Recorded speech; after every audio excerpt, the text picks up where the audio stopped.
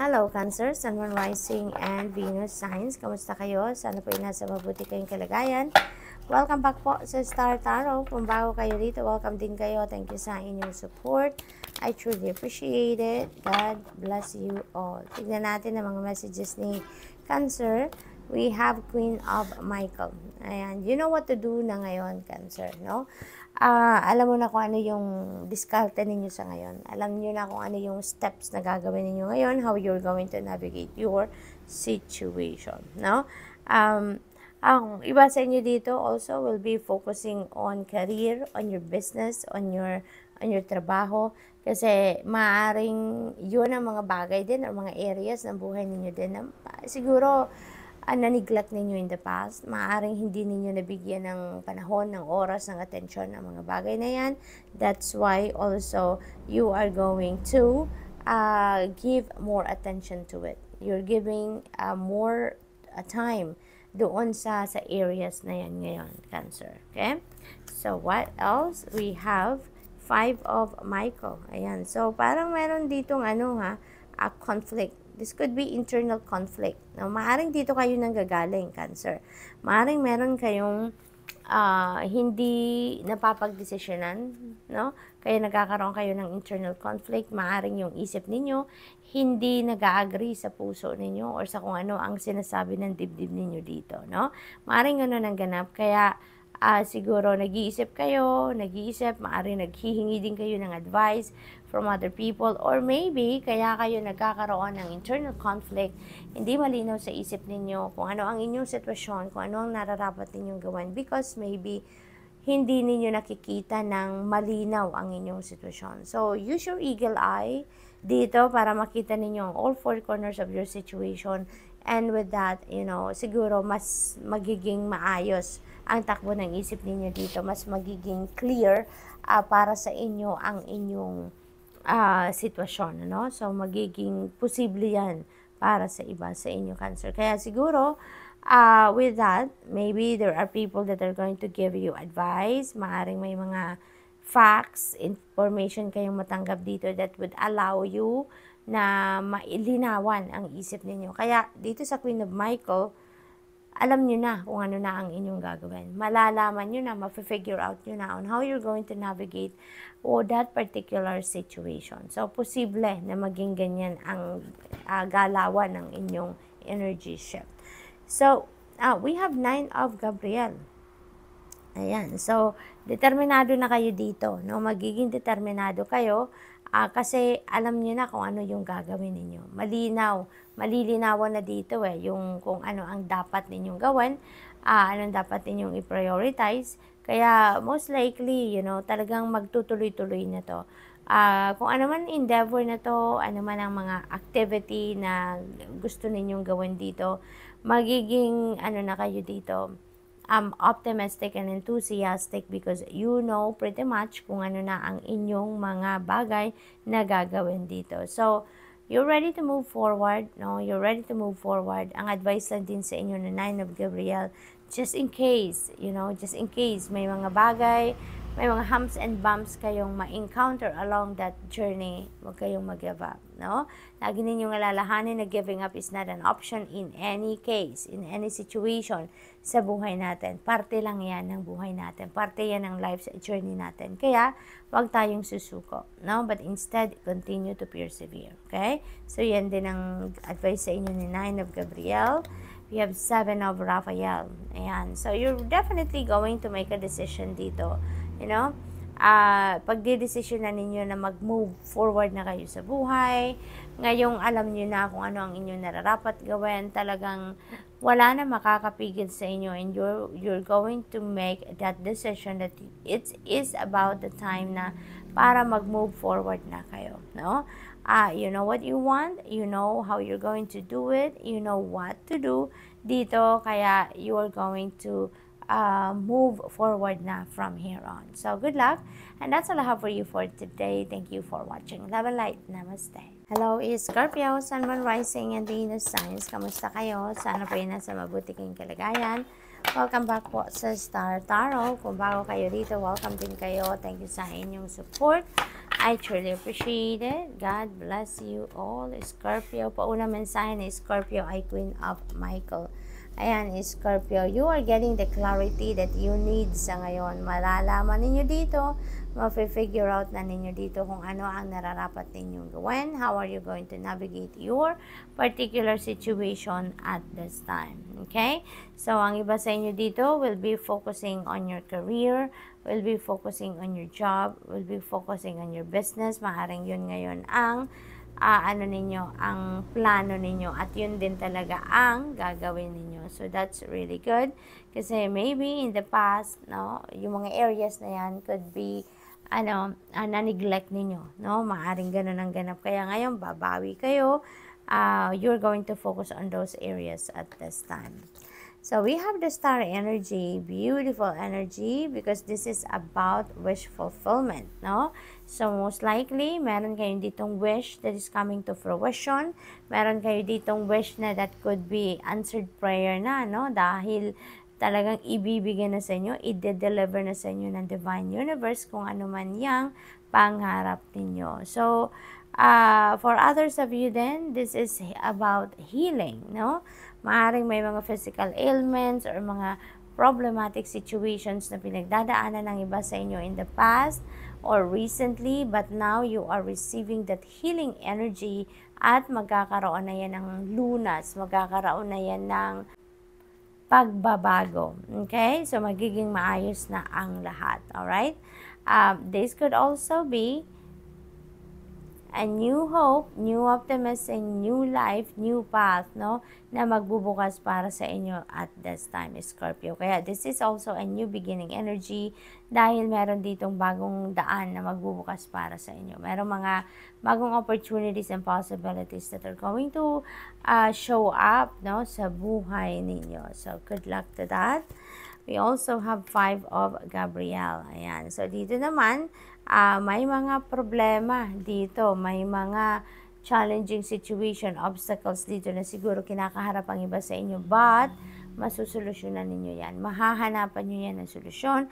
You are going to choose positivity dito. You are going to project your positive attitude on this situation na kung ano man ang problema na to. Sisikapin ninyo na resolbahan yan. Sisikapin ninyo na mahanap ninyo agad kung ano ang mabuting gawin, kung ano ang magiging solusyon dito, no? Yun ang pagfo-focusan ninyo dito. Kasi this could be about conflict, no? With other people, with a group of people, or with a person.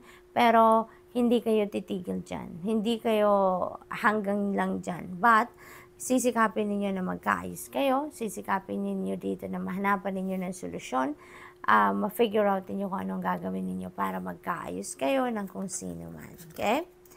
3 of Michael. Ayan. So, there is also release dito for some of you. This is a release of your past, you know. Maaring, ano na kayo ngayon, handa na kayo sa pag-let go ng kung ano man ang inyong nakaraan. Handa na kayo dito sa pag-let go ng kung ano man ang sitwasyon ninyo in the past na maaaring hindi beneficial for you dahil nasaktan kayo dito. May heartache dito na nangyari, may heartbreak sa inyo. But now, you are choosing to move forward with your life. You are choosing to move on na from this chapter ng buhay ninyo in the past. Kaya, you are heading towards healing dito and you are heading towards pag-solve ng kung ano man ang naging problema ninyo dito. So, good luck. And that's all I have for you for today. Thank you for watching. Love and light. Namaste. Hello, Pisces, Sun, Moon, Rising, and Venus Signs. Kamusta kayo? Sana po nasa mabuti kayong kalagayan. Welcome back po sa Star Tarot. Kung bago kayo dito, welcome din kayo. Thank you sa inyong support. I truly appreciate it. God bless you all. Tingnan natin ang mga messages ni Pisces for today. Pisces, we have Page of Michael. Ayan. So, an exciting new challenge, no? Dito. Maaring meron ditong, mga sitwasyon wherein you need to make a decision. But, the challenge is, you can't make a decision dahil maaring kulang pa ang inyong alam, kulang pa ang impormasyon, kulang pa ang detalye na hawak ninyo. Kaya maybe nagre-research pa kayo, nagtatanong-tanong pa kayo, maaring ganon. Or maybe may mga hinihintay kayong facts, no? Kasi maaring nakikipagtulungan kayo sa ibang tao, maaring humihingi din kayo ng tulong sa ibang tao para nang sa gayon, alam mo yun, baka other people are gathering information for you. Maaaring ganun din ang ganap dito, you know. Kaya most likely, you know, yung mga impormasyon na parating sa inyo sa ngayon is the information, no, na that will allow you to make a decision. Maaaring yun ang talagang hinihintay ninyo at yun ang makakatulong sa inyo para malinawan ang inyong sitwasyon at makakapag-decision kayo, no, yung ganon. For others of you, there could be contracts, there could be documents, legal documents na maaaring i-review ninyo ngayon or maaaring pipirmahan ninyo. And the advice dito na page of Michael, make sure that you read everything, no? From top to bottom, left to right, basahin ninyo mabuti before you sign the contract or before you sign that agreement or kung anumang klaseng dokumento yan. Make sure na binabasa ninyo lahat-lahat, okay? So, what else? We have 9 of Michael. Ayan, 9 of Michael. You are worrying too much dito, no, Pisces? Meron kayong inaalala, meron kayong kinai-stressan dito. But, sinasabi ng energy na to na kung ano man ang worry na yan, that is not necessary. Maaaring, ano lang kayo, na masyado lang kayong nag-iisip ng malalim dito, Pisces, but in fact, hindi naman kailangan, ano? Maaaring you are overthinking and overanalyzing things, kaya nagbabranch out yung negative thoughts ninyo. So, maaaring ganon ang ganap. Pero, hindi necessary yung worry ninyo, yung pag-iisip ninyo sa ngayon, yung kakaroon ninyo ng stress, that is not necessary. Hindi dapat na iniisip ninyo ang ganung bagay sa ngayon. Kasi, maaring wala naman talagang problema, wala naman talagang depresya, pero nag-overthink lang kayo dito, no, Pisces? So, what else? We have 2 of Ariel. Ayan. So, you are thinking too much, no? Marami kayong iniisip, kaya kayo na-stress. Marami kayong iniisip na gagawin din, yung ganon. Kaya, parang sari-sari ang nararamdaman ninyo dito. Parang punong-puno ang isip at ang dibdib ninyo dito ng kung ano-ano. Kaya, siguro, nag-overthink na kayo, lalo, dahil nga maraming iniisip kayo, maraming bagay ang gusto ninyong gawin, but it's not, ano naman talaga, kailangan, hindi ba? Na pag-anuhan, hindi kailangan na pagkaguluhan sa isip ninyo, no? So, focus on what is necessary, focus on what is important sa ngayon. Kasi you don't have to do everything at the same time, Pisces, no? Lalahanin din ninyo yan. Do not force yourself to do everything all at once, no? Hindi tayo Superman, hindi tayo Superwoman, no? Kung ano yung kaya natin sa ngayon gawin, yun ang gawin natin. Kung anong importante, yun muna ang unahin natin. Huwag mong stressan ang sarili mo, no? To do everything, to perform everything all at once, okay? Tao lang tayo, Pisces, okay? So, if you feel like you can benefit from asking help from others, then do so, no? Para mabawasan din ang wino-worry ninyo, mabawasan ang pinoproblema ninyo, okay? So, tignan natin kung ano pa ang ganap. We have King of Raphael. Ayan. So, most likely talaga yun ang gusto ninyong gawin, ano, Pisces. Kasi sinasabi ng King of Raphael dito na the ability to accomplish many things all at once. Ayan. So, maybe, sanay din talaga kayo na multitask.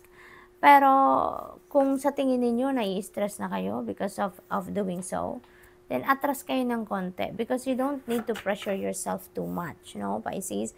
Kahit magaling kayo mag-multitask, no, it's still going to, create stress sa buhay ninyo, sa isip ninyo, sa damdamin ninyo, lalo-lalo na sa katawan ninyo, okay? Kaya kahit magaling kayo mag-multitask, kahit you have that ability, no, to perform or to accomplish many things all at once, paminsan kailangan din ninyo na umatras ng konti from doing so because kailangan nyo din na alagaan ninyo ang inyong sarili, no? Kasi kung ang kapalit niyan ay stress, kung ang kapalit niyan ay pagod, hindi rin yun makakabuti, hindi ba? Kaya paminsan kailangan din ninyo na mag-break, no? Take a break from that. At saka ano muna kayo, mag-rejuvenate, mag-recuperate muna kayo so that you can get back to the things that you need to do again na healthy na kayo or mas magandang inyong pakiramdam, 'di ba? So, good luck Pisces, and that's all I have for you for today. Thank you for watching. Love and light. Namaste.